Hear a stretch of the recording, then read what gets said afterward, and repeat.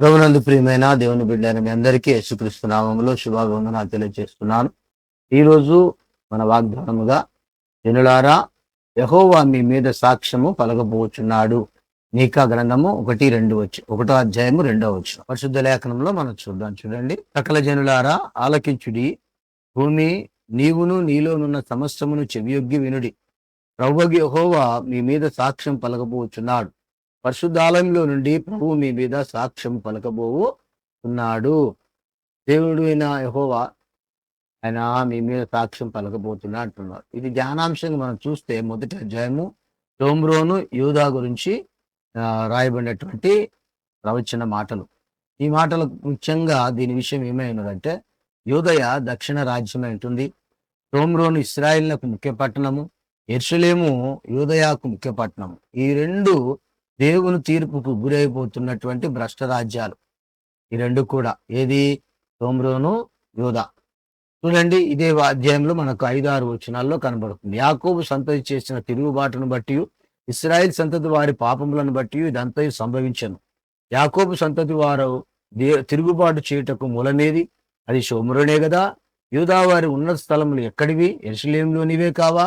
కాబట్టి నేను షోమ్రోను చేనిలో నుండి రాళ్ల కుప్ప వలె చేసేదను, ద్రాక్ష చెట్లు నాటదగిన స్థలముగా దాన్ని ఉంచెదను. దాని పునాదులు బయలుపడినట్టు దాని కట్టుడు రాళ్లను లోయలో పారబోసెదను. దాని చెక్కుడు ప్రతిమలు పగలగొట్టబడును. దాని కానుకలు అగ్ని చేత కాల్చబడును. అది పెట్టుకున్న విగ్రహంలో నేను పాడు చేతును. అది వేశ్యయి సంపాదించుకున్న జీతము పెట్టి వాటిని కొనుక్కొనెను గనుక అవి వేశ్యగు దాని జీతముగా మరలా ఇయ్యబడును. ఈ విధంగా అవి భ్రష్ట రాజ్యాలు అయిపోతున్నాయి. వాటికి తీర్పు తీర్చబడే పరిస్థితి కనబడుతుంది. కీర్తనలు 11వ అధ్యాయము 4వ వచనం. కీర్తనలు 11, 14 11వ అధ్యాయము 11:4. యెహోవా తన పరిశుద్ధాలయంలో ఉన్నాడు. యెహోవా సింహాసనం ఆకాశమందున్నది. ఆయన నరులను కనులారా చూచుచున్నాడు. తన కందృష్టి చేత ఆయన వారిని పరిశీలించుచున్నాడు. ఇక్కడ ఈ ప్రత్యేకించబడిన ఈ వాగ్దానం ఎలాంటిదంటే, ఇశ్రాయేలు యూదా దుష్టత్వాన్ని బట్టి తీర్పు తీర్చడానికి యెహోవా దిగి వస్తున్నాడు. వారికి తీర్పు తీర్చడానికి యెహోవా దిగి వచ్చుచున్నాడు. మొదటి రాజులు గ్రంథము 12వ అధ్యాయము 19వ వచనం. ఈ ప్రకారం ఇశ్రాయేలు వారు నేటి వరకు జరుగుచున్నట్లు దావీదు సంతతి వారి మీద తిరుగుబాటు చేసిరి. దావీదు సంతతి మీద ఈ తిరుగుబాటు చేయడానికి కారణం అది. ఈ విధంగా ఆ యొక్క దేశాలకి తీర్పు తీర్చడానికి దేవుడు లోకానికి రాబోతున్నారు. అది నిబంధన మీరి వారు చేసినటువంటి తప్పును బట్టి. ఇర్మియా గ్రంథము 2వ అధ్యాయము 29వ వచనం. మీరందరూ నా మీద తిరుగుబాటు చేసిన వారు నాతో ఎందుకు వాదించుదురని యెహోవా అడుగుచున్నాడు. కాబట్టి దేవుని మీద తిరుగుబాటు చేసిన వారికి ఈ రోజు కూడా తెలియజేస్తున్నటువంటి మాట ఏంటంటే, జనులారా, యెహోవా మీ మీద సాక్ష్యము పలకబోతున్నాడు. కాబట్టి ఆయన తప్పనిసరిగా మన మీద గొప్ప సాక్ష్యాన్ని చెప్పబోతున్నాడు. ఇదే మీకా గ్రంథంలో మనం చూస్తుంటే చదివాం. ఆయన ఎందుకు చేస్తున్నట్టే, వారి యొక్క పూజలు పురస్కారాలు ఏమైపోయినాయంటే, విగ్రహాలంతా కూడా దుర్నీతికి సంబంధించినది లేక అన్యాచారాలకు సంబంధించినదిగా ఉంటుంది. యెరూషలేములో కూడా అటువంటి అన్యావతారాలకు ఆరాధన చేసినట్టుగా మనకు కనబడతా ఉంది.